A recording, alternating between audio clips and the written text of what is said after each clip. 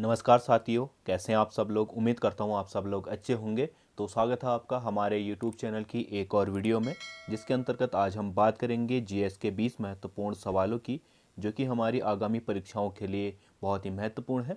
यहाँ पे हम जितने भी फैक्ट हैं उनके बारे में चर्चा करते हुए भी चलेंगे। तो चलिए वीडियो को शुरू करते हैं। पहला जो हमारा सवाल है, अफगानिस्तान पर अधिपत्य के समय बाबर को किसने भारत पर आक्रमण करने के लिए निमंत्रित किया। तो मुख्यतः जो दौलत खां था और राणा सांगा। दौलत खां था हमारा पंजाब का सूबेदार, पंजाब का क्या था, ये सूबेदार था। और उसी समय पंजाब का शासक था हमारा इब्राहिम लोदी। इब्राहिम लोदी था।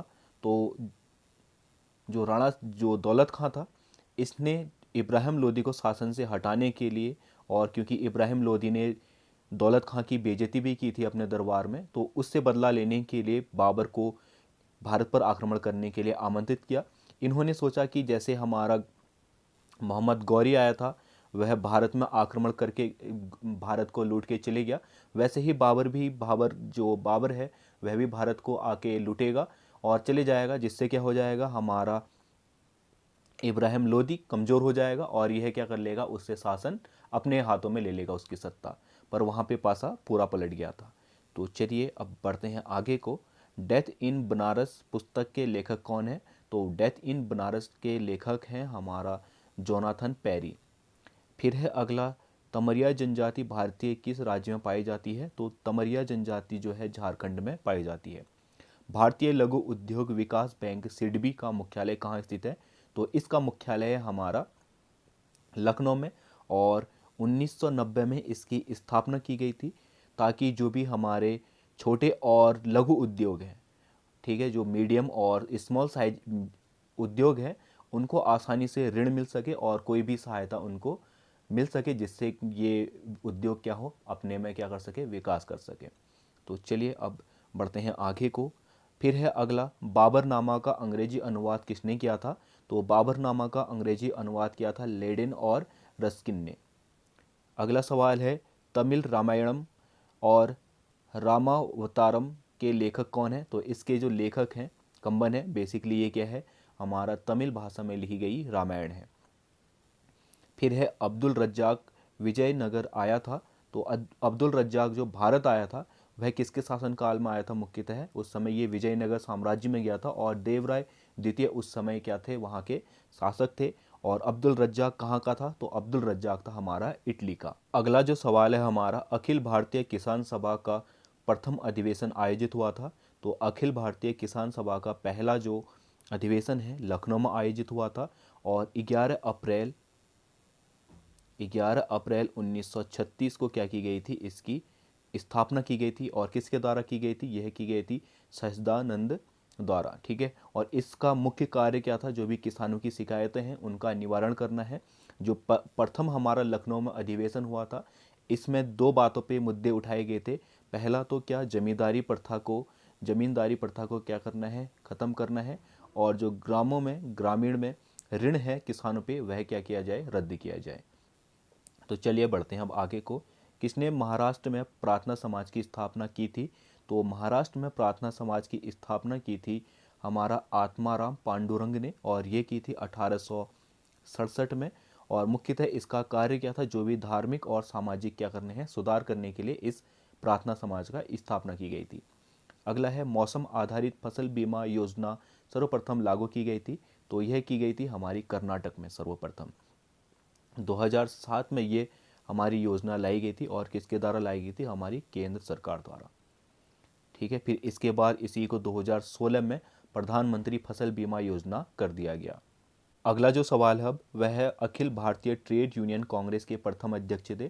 तो ये थे लाला लाजपत राय, और इसकी स्थापना हुई थी हमारा 1920 में, ठीक है। 31 अक्टूबर 1920 में क्या की गई थी, इसकी स्थापना की गई थी। फिर है अगला, गांधी जी के नाम से पहले महात्मा जोड़ा गया था। तो यह जोड़ा गया था हमारा चंपारण सत्याग्रह के दौरान। चंपारण सत्याग्रह के दौरान इनकी लीडरशिप और इनके समर्पण को देखते हुए रविंद्रनाथ टैगोर ने इनको किसकी उपाधि दी थी, महात्मा की उपाधि दी थी। चलिए अब बढ़ते हैं आगे। बहावी आंदोलन का मुख्य उद्देश्य क्या था? तो बहावी आंदोलन का मुख्य उद्देश्य था इस्लाम का शुद्धिकरण। तो जो उस समय भी इस्लाम के व्यक्ति थे, उन्होंने ये आंदोलन शुरू किया था ताकि जो इस्लाम में परिवर्तन हो रहे हैं उसका विरोध किया जा सके। जो इस्लाम में कुछ बहुत परिवर्तन हो रहे थे उसकी निंदा इस क्या है इस आंदोलन के तहत की गई थी। ठीक है, और इसके जो प्रमुख लीडर थे तो वह थे हमारे सैयद अहमद, और यह 1820 में शुरू किया गया था पटना, बिहार और पटना के आसपास से। ठीक है, चलिए अब बढ़ते हैं आगे को। बुलंद दरवाज़ा किसने बनाया था? तो बुलंद दरवाजे का निर्माण करवाया था हमारा अकबर ने, और यह बेसिकली यह क्यों था, यह किया गया था 1602 ईस्वी में गुजरात में विजय प्राप्ति के बाद। इसने एक स्मारक के रूप में हमारा आगरा के फतेहपुर सीकरी में किसकी स्थापना की थी? बुलंद दरवाजे की। चलिए अब देखते हैं आगे को। गंगा के मैदान को किसके रूप में परिवर्णित किया गया है? तो गंगा के मैदान को जियोसिनक्लाइन के रूप में वर्णित किया जाता है। इसको हम हिंदी में भू अभिनति भी कहते हैं, भू अभिनति।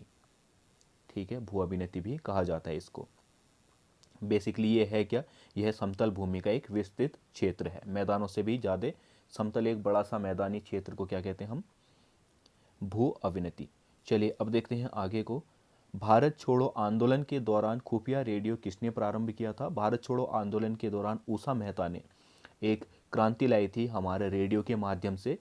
ठीक है, तो उषा मेहता ने उसमें बहुत ही महत्वपूर्ण भूमिका निभाई थी।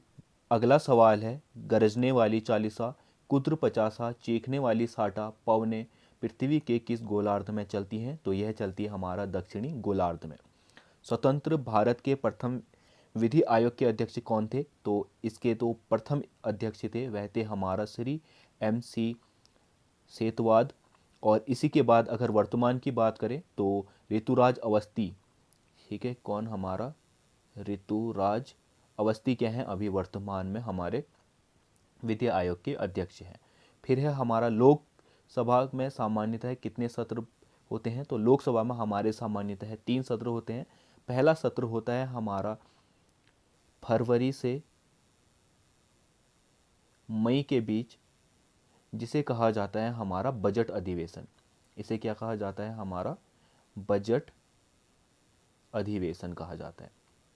फिर आता है हमारा दूसरा अधिवेशन, वह बुलाया जाता है हमारा जुलाई से अगस्त के बीच। इसको कहा जाता है हमारा मॉनसून अधिवेशन। फिर आता है तीसरा अधिवेशन जो कि बुलाया जाता है हमारा नवंबर से दिसंबर के बीच। ठीक है, दिसंबर के बीच बुलाया जाता है, इसको कहते हैं हम शीतकालीन अधिवेशन। ठीक है, ये 3 मुख्य क्या हैं हमारे सत्र हैं लोकसभा के। तो चलिए आज की वीडियो में इतना ही। अगर वीडियो पसंद आई है तो चैनल को सब्सक्राइब कर देना और वीडियो को लाइक कर देना, और साथ ही साथ वीडियो को शेयर भी कर देना। मिलते हैं अगले वीडियो में, बाय।